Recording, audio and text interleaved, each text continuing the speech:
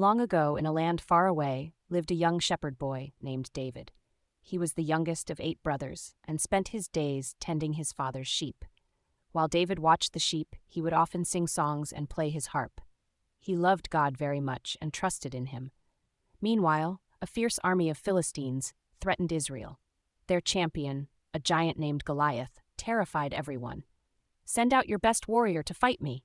If he wins, the Philistines will be your slaves.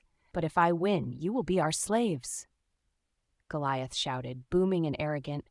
King Saul and all the Israelites were afraid and trembled greatly. No one dared to challenge the giant. One day, David's father asked him to bring food to his brothers at the battle camp. When David arrived, he heard Goliath's challenge.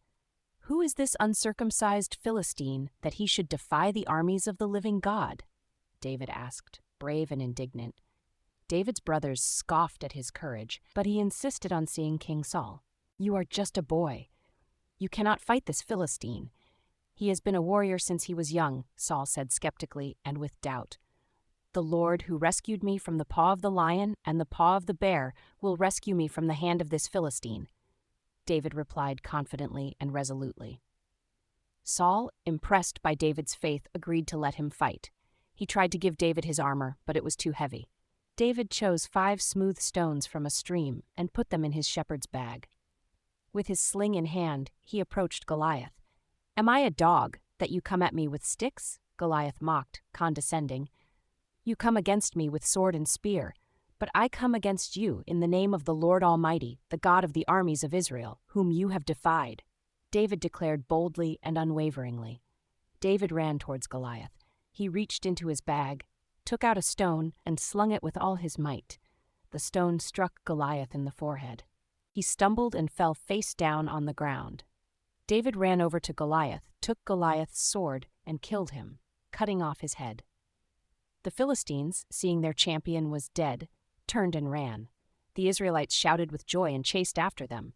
David became a hero that day because he trusted in God.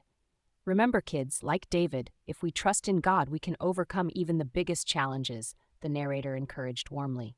"David, you are truly blessed by God to deliver us," an Israelite said appreciatively. "It was not by my hand, but by the Lord's strength that we are victorious," David said humbly and reflectively. "I underestimated you, little brother. Your faith is stronger than I could have imagined," the eldest brother said proudly and respectfully. "Faith can move mountains, brother. We just need to believe," David replied sincerely and gently. And so, Israel took hope from a shepherd boy's faith, knowing that with God, all things are possible. "David, tell us again how you faced the lion and the bear," a soldier asked curiously and eagerly. "It wasn't me alone. I trusted in the Lord, and he gave me the strength to protect the flock," David answered humbly and insightfully. "And now you've protected us all, David," the eldest brother said warmly and affectionately. "Perhaps there's more to this boy than meets the eye. A true leader in the making," Saul mused thoughtfully. Under the starlit sky, hope was rekindled in the hearts of the Israelites, ushering in a new dawn of faith and unity. "David, what was it like facing Goliath? Were you scared?" a child asked inquisitively and innocently. "At first, yes, but I remembered that God was with me. That gave me courage," David replied reassuringly and gently. "Can you teach us to be brave like you?" another child asked eagerly and hopefully.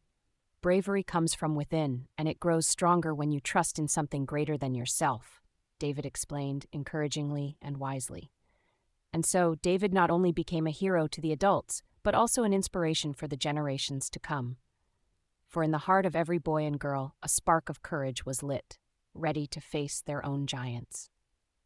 "David, what will you do now that you've slain Goliath?" a young soldier asked inquisitively and hopefully. "I'll continue to serve my people and trust in the path the Lord lays before me," David answered humbly and determined. David's heart was filled with hope and vision, ready for the future that awaited him.